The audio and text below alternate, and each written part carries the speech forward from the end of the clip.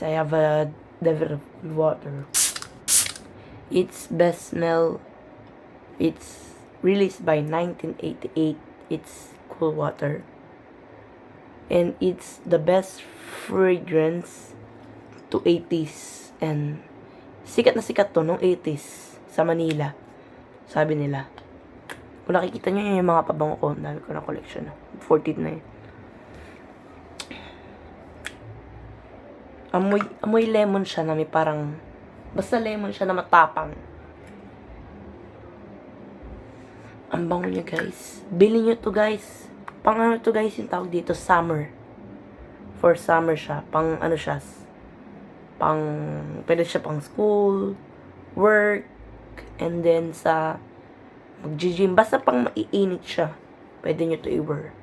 Pag sa malalamig naman, yung mga Dior Sauvage, Jean Paul Gaultier, tas yung Paco Rabanne, mga ganon.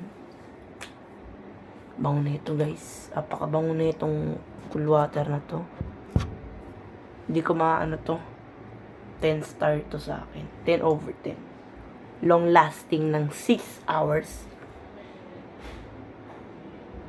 Ang bango, guys. Talagang bango.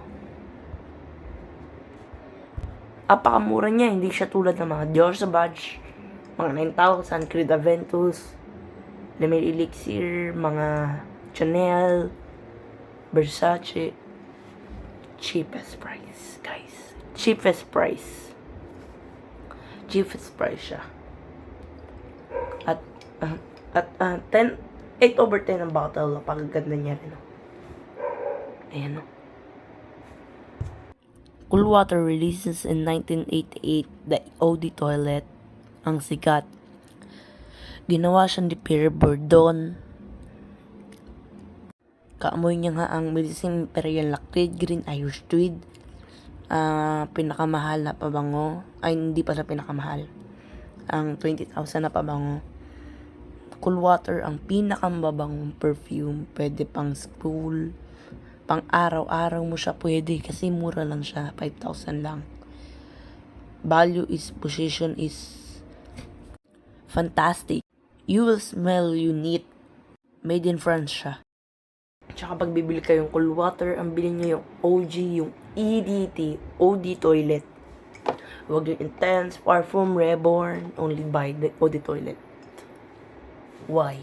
Because it's very, in the 3 fragrances, Intense, Parfum, Reborn, the best is the OG.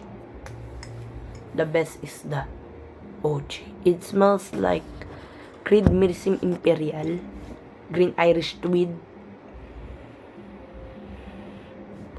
Yes, smell ng Green Irish Tweed. Ang bango niya talaga.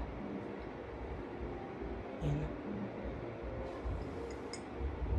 Yun lang ang ano ko sa cool water. Sa cool water. Huwag niyo kalimutan mag-like, mag-comment, and mag-subscribe. Follow me.